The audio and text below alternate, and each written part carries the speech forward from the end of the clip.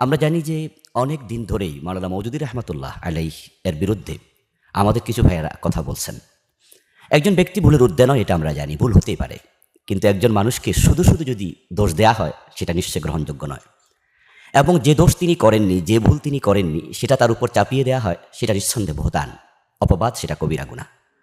আর একজন মুসলিম হিসাবে যে কোনো ভাইকে তার চরিত্রের হেফাজত করা, তার রক্তের হেফাজত করা, তার জিন্দিগির হেফাজত করা, তার মালের হেফাজত করা, এটা অন্য মুসলমানের দায়িত্ব।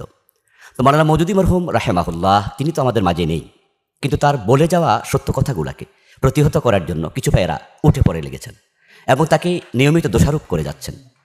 এমনই ধারাবাহিকতায় আফতাব স্মরণিকা নামে 1424 হিজরি আমাদের কুমিল্লা আল জামিয়াতুল ইসলামিয়া দারুল উলুম বরুড়া তারা একটি স্মরণিকা প্রকাশ করেছিল।